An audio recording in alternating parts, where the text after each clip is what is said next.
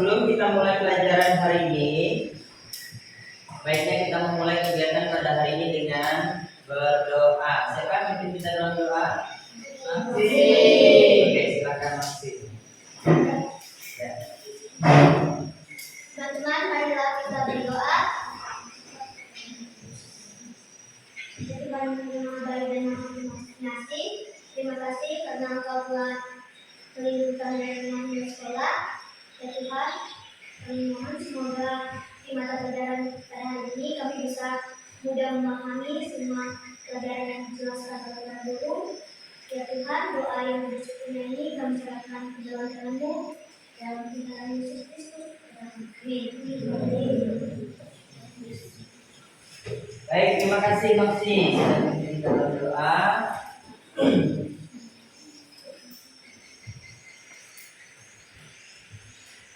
Ada yang tahu hari ini kita mau belajar tentang apa? Ada. Berpikir komputasional. Berpikir komputasional. Ada yang sudah tahu apa itu berpikir komputasional? Belum. Nah, jadi hari ini kita akan belajar tentang apa itu berpikir komputasional, dan setelah kita mempelajarinya nanti, jadi kita itu memahami konsep berpikir komputasional. Jadi adanya dekomposisi data, pola, abstraksi, dan algoritma. Melalui video pengenalan, nanti ada video, dan juga kita mampu untuk mengaplikasikan konsep berpikir komputasional untuk menyelesaikan masalah nyata melalui langkah yang sistematis. Lalu videonya berikutnya, murid mampu merefleksi proses pembelajaran dan solusi yang dikembangkan agar dapat memperbaiki strategi berpikir di masa depan. Itu tujuan kita, pembelajaran kita pada hari ini. Nah, namun sebelum kita belajar lebih jauh tentang berpikir komputasional, kita akan melakukan asesmen awal.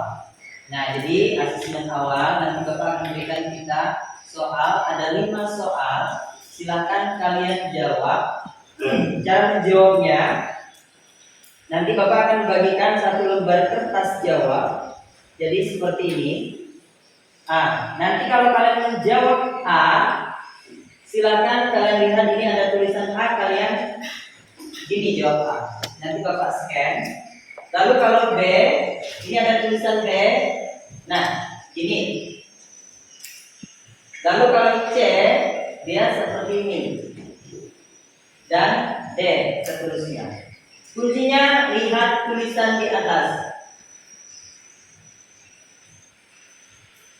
Sampai di sini cara menjawabnya sudah bisa dipahami? Bisa. Oke, Bapak bagikan dulu kertas jawabannya. Oke, pertanyaan pertama, dekomposisi adalah salah satu keterampilan berpikir komputasional. Silakan jawabannya. Pertanyaan selanjutnya, nomor 2. Seorang siswa ingin membuat jadwal tiket kelas untuk 30 siswa selama 5 hari sekolah. Langkah pertama yang tepat sesuai dekomposisi adalah A, B, atau C. Apakah sudah punya jawaban? Sudah? Oke, silakan. Kamu jawabannya. Lanjutnya nomor berapa? Nomor 3. Dalam berpikir komputasional, abstraksi berarti A, membuat algoritma yang rumit, B, mengabaikan hal yang tidak penting dan fokus pada inti masalah, C, menguraikan masalah menjadi bagian kecil, D, mencari pola yang sama dari data. Abstraksi itu berarti apa? Sudah punya jawabannya?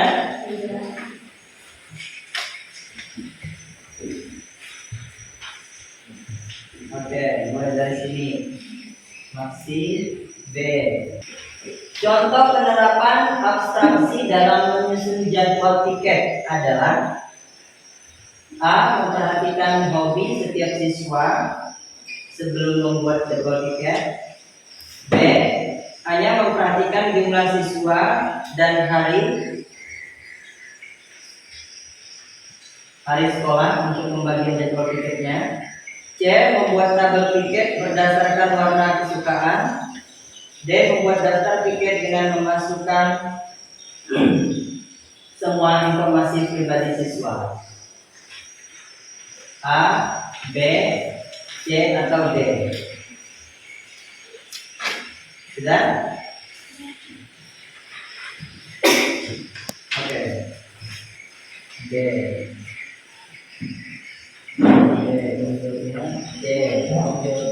Pertanyaan terakhir.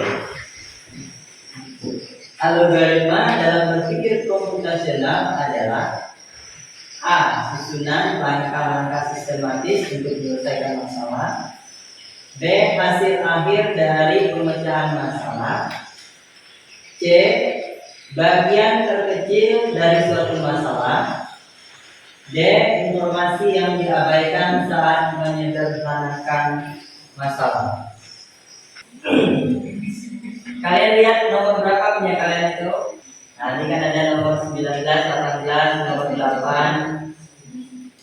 Christine nomor 25. Betul? 4. Nomor 19 siapa? Yuni, betul semua. Nomor 18. Oh, berdekatan. Betul semua. Tangan. Nomor 8. Oke, betul 4. Nomor 25 tadi Christine. Nomor 17. Oke. Oke, silakan kumpulkan lagi kertas jawabannya. Oke, tadi kita sudah melakukan asesmen awal untuk mengetahui pengetahuan kita tentang bagaimana cara berpikir komputasional. Nah, sekarang mari kita lihat gambar di depan. Itu ada percakapan. Budi, kita butuh membuat jadwal piket yang adil untuk semua, meski ada yang rumahnya jauh. Nah, itu percakapan yang pertama ya. Lalu ada yang mengatakan lagi, Bud, kalau begitu, yang piket siang pasti akan pulang sangat terlambat, jadi capek sekali.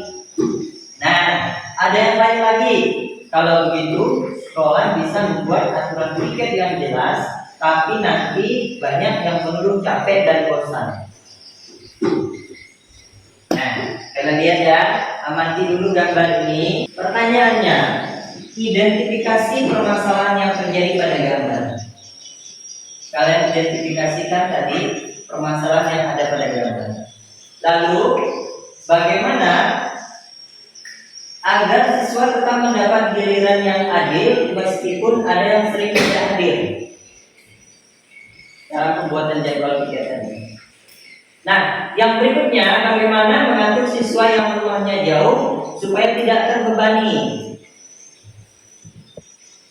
Dan yang berikutnya, bagaimana menyusun jadwal piket yang tidak bertabrakan dengan kegiatan ekstrakurikuler.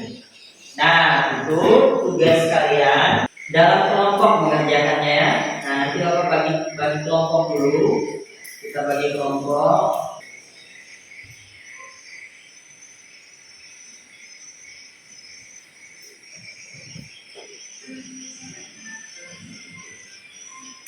Oke, ini kelompoknya ya. Kelompok 1, PB, Christine Valentin, Priscilla Pinti, Januar Enrikus Pratama, Christina Mary, Deska. Kelompok 2, ini ada Siluy, Erwin Setiawan, Sandra Cynthia Revona, Maksima Alicia, dan Ebran. Kelompok 3, ada Eni, ada Davalko, Stefanus Bayu, Nila. Kelompok 4 ada Elita, ada Yuni dan Gea. Kelompok 5 ini ada Kartono, Benji, Gevita Heroni, Gabriel Firman Wahyuda dan Valentina Dian. Dan kelompok yang ke-6 Agustinus Koda, Maximilianus Raka, Herculanus Ramos dan Gregorius Salomon. Oke, sekarang silakan duduk dalam kelompok masing-masing. Oke. Bapak akan membagikan lembar kerja murid dalam kelompok kalian. Silahkan berdiskusi. Kalian menyusun jadwal. Ini ada instruksinya. Diskusi bersama kelompok untuk menjawab pertanyaan tentang tabel di bawah ini. Tulis dulu nama kelompok, lalu pastikan kamu menjawab itu dengan jelas, singkat, dan mudah dipahami. Namun berdasarkan dekomposisi, itu memecah masalah menjadi bagian-bagian kecil, pengenalan pola, menemukan pola atau peraturan, dan abstraksi, menentukan hal penting yang mengabaikan yang tidak relevan. Jadi gunakan hasil diskusi sebagai dasar untuk menyusun ide solusi. Seperti itu. Ini lembar kerja kelompok, silakan. Kelompok 2, kelompok 3. Nah, ini tugas kelompoknya ya, membuat jadwal tiket yang adil dan efektif. Berdasarkan pertimbangan tadi, jarak hari sekolah, lalu tidak mengganggu jadwal ekstrakurikuler, dan juga yang tiket siang juga pulang tidak kesiangan atau sampai sore. Jadi semua mendapatkan jadwal tiket yang adil dan efektif. Nah, namun sebelumnya mari kita saksikan dulu video berikut ini. Pengenalan computational thinking. Hai teman kece, coba tebak apa artinya computational thinking atau berpikir komputasional? Adakah yang bermata jeli dan melihat kata komputasional di sini? Jadi mungkin ada hubungannya dengan komputer ya? Iya, betul sekali. Cuma buat kamu yang sudah menebak dengan benar. Berpikir komputasional adalah proses berpikir untuk menyelesaikan masalah dengan efektif dan efisien. Dalam ilmu komputer, proses berpikir ini dilakukan sebelum mulai menulis coding atau pemrograman.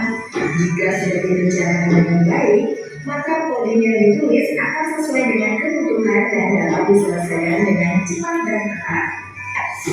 Tapi ternyata berpikir komputasional juga bisa dilakukan tanpa komputer dan tanpa internet loh.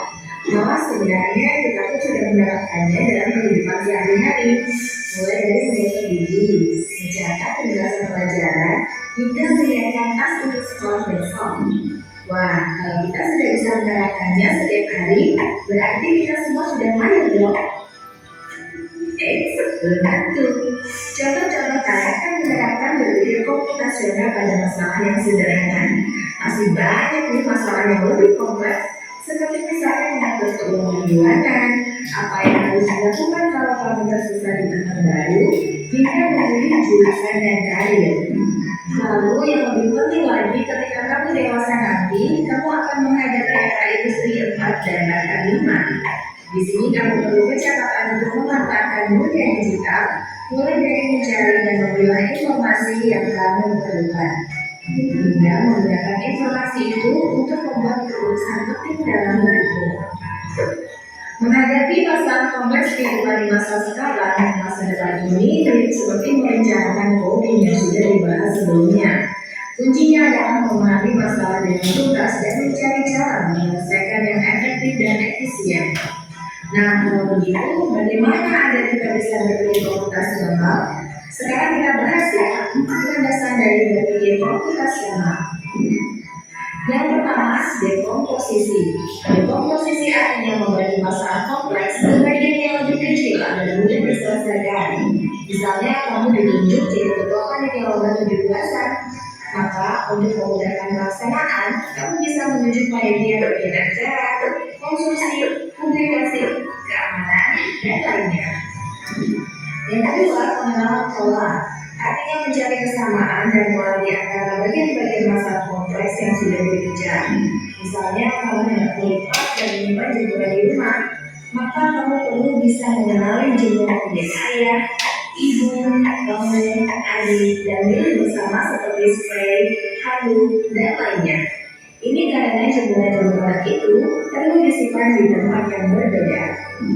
Yang ketiga, abstraksi. Artinya fokus pada informasi yang penting saja, mengabaikan detail yang tidak diperlukan.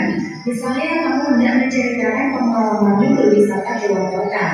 Tentunya kami mengalami banyak hal dari mulai berangkat di bus, berfoto bersama, makan di restoran, menginap di hotel, hingga perjalanan pulang. Tapi nggak mungkin kan kami ceritakan semua kejadian dengan detail pada teman-temanmu. Pasti mereka bosan dan kelamaan. Jadi kamu harus mencari beberapa kejadian yang menarik saja untuk diceritakan pada teman. Yang terakhir, algoritma. Artinya membuat langkah-langkah penyelesaian akan membuat aturan yang diikuti untuk menyelesaikan masalah.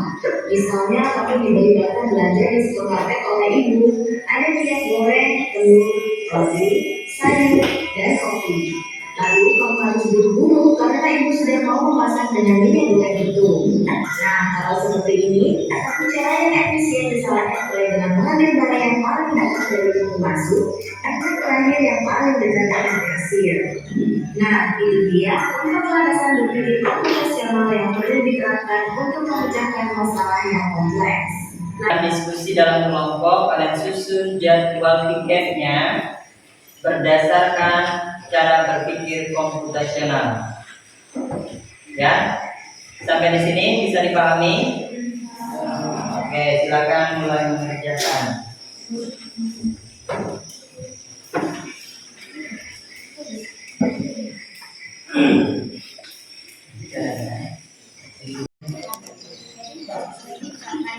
Hari Senin, misalnya namanya satu. Ya, kan kita semua. Kalian hari Senin berapa? Ada yang lima, ada yang empat, bisa hari Senin itu kita ambil yang terdekat dari lima dari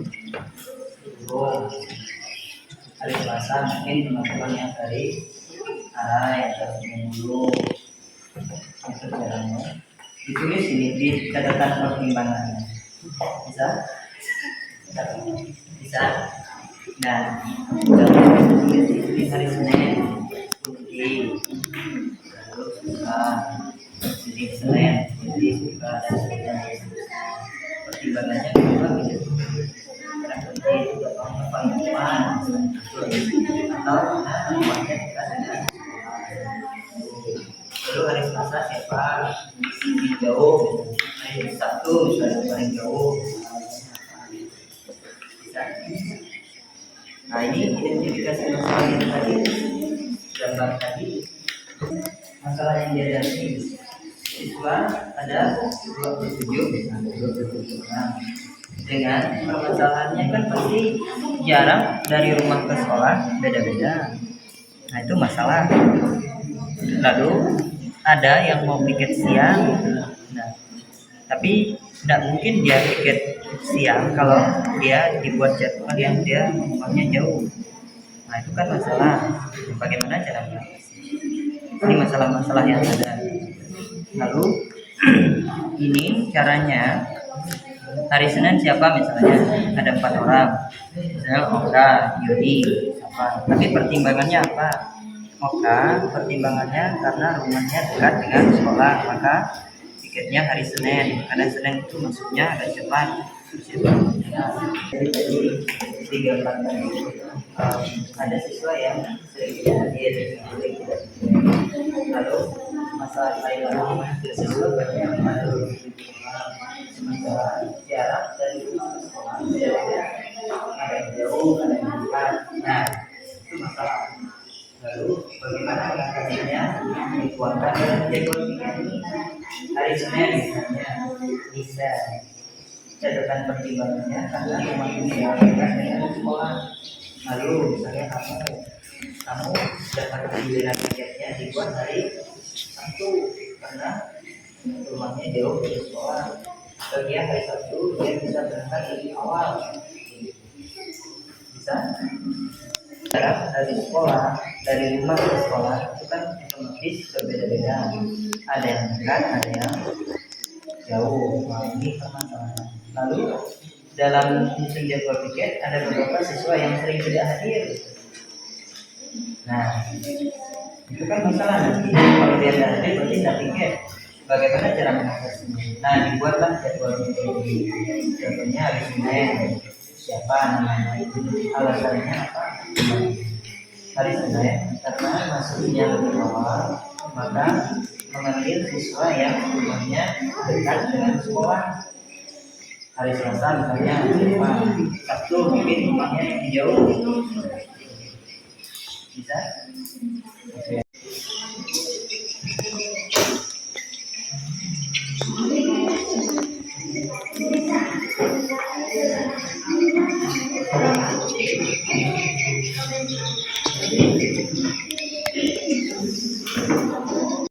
Bagaimana, sudah selesai semuanya? Sudah.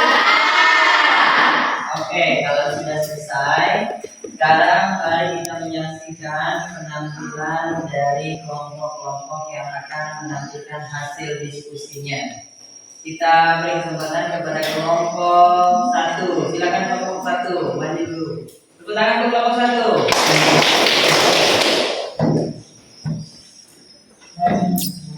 Yang lain silakan memperhatikan.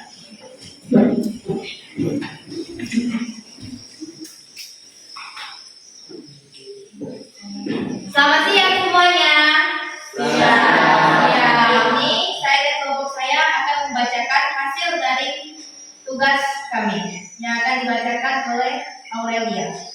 Masalah yang dihadapi: 1. Jarak rumah ke sekolah berbeda-beda. Hari Jumat, siswa awalnya datang, tetapi pertimbangan rumah jauh dari sekolah. 2. Selamat datang ke sekolah. Selasa, Sandra, Alicia, Regina. Jalannya rusak. Nomor 3. Telat bangun. Masalah yang dihadapi: telat bangun hari Senin. Siswa Maria Miselines, catatan pertimbangan rumah dekat dari sekolah. Sekian presentasi dari kelompok kami. Terima kasih. Oke,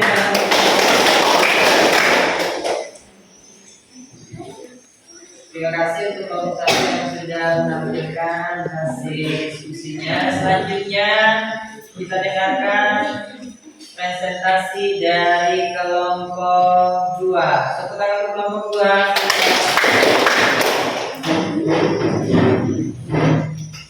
Oke, Selamat siang teman-teman. selamat siang. Pada hari ini kami akan membacakan hasil diskusi kami yang akan dibacakan oleh Gracia.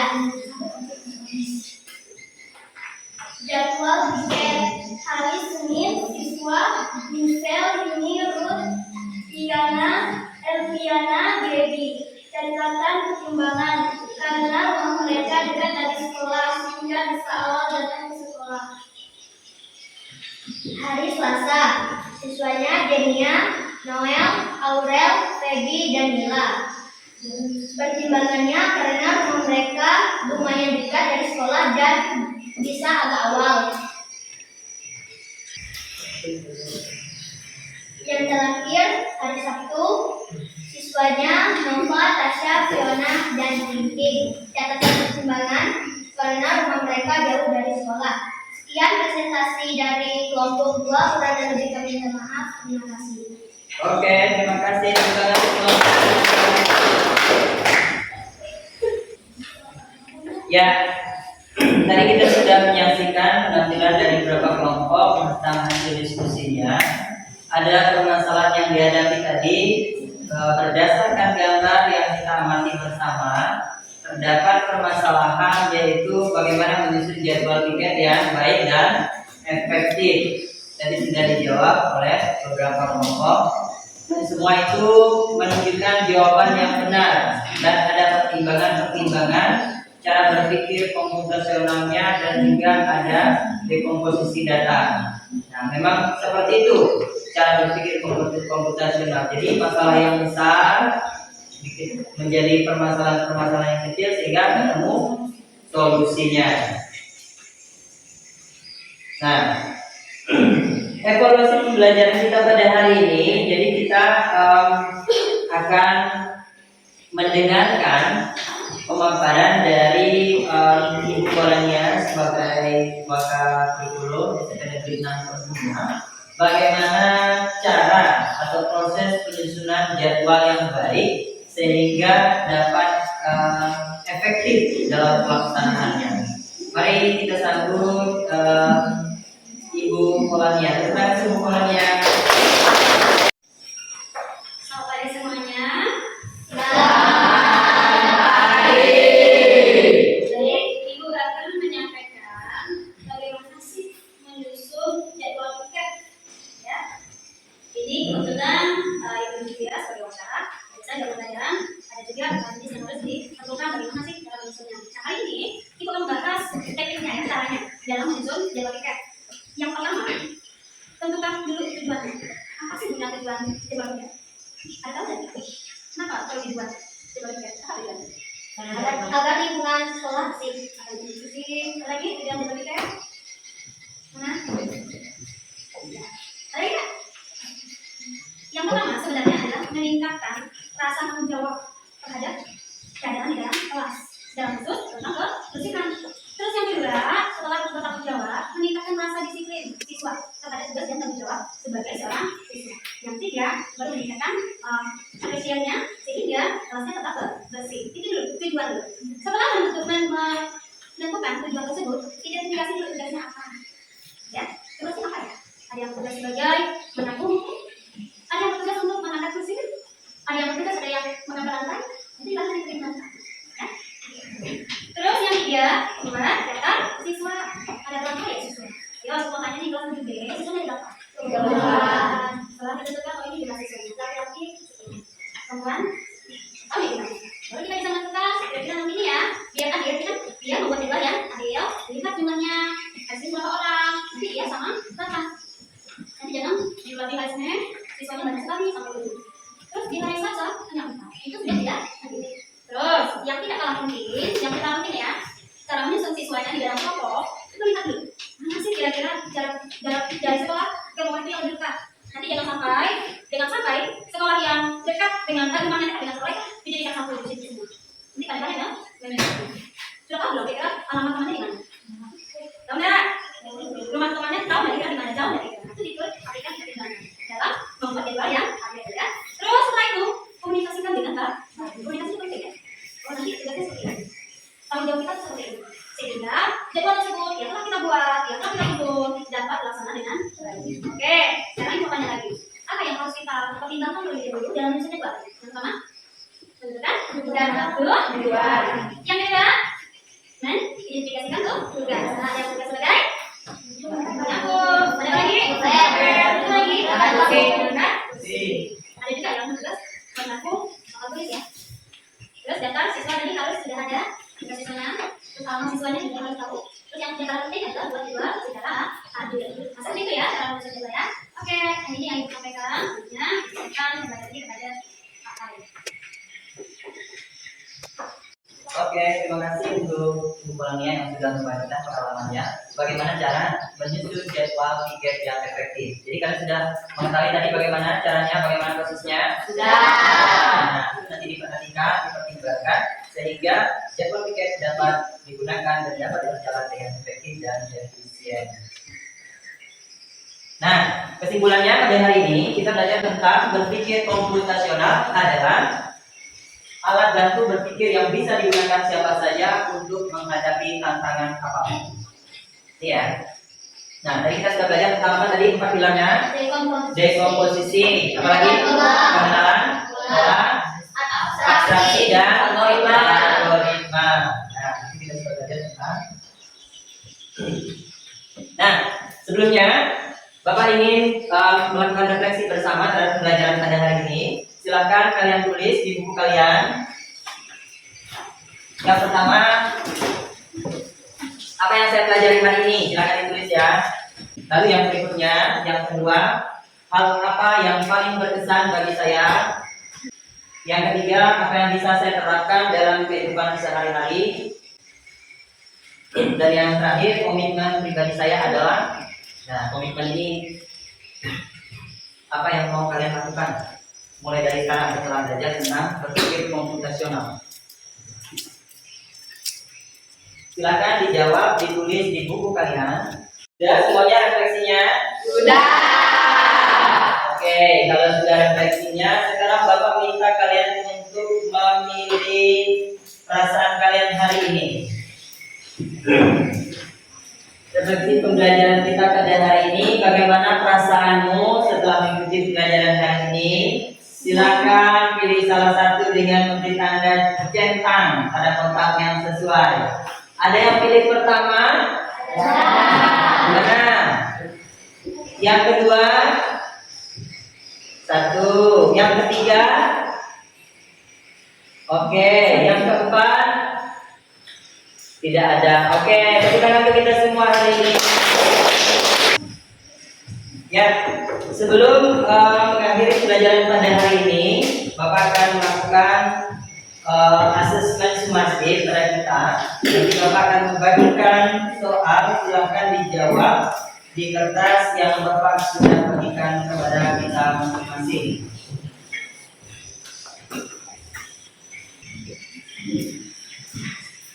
Jadi asesmennya ada 10 soal. Silakan kalian tulis dulu nama lengkap, lalu kelas, dan silakan kalian pilih jawaban yang paling benar. Misalnya kalau nomor 1 kalian pilih A, kalian pilih A, kalian silang atau contreng A. Sampai di sini bisa dipahami? Oke, silakan mulai mengerjakan. Oke, kalau sudah silakan dikumpulkan.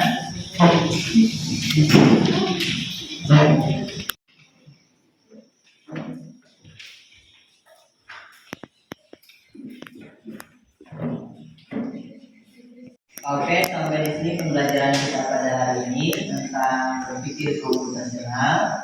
Minggu depan kita akan belajar mendalami tentang algoritma.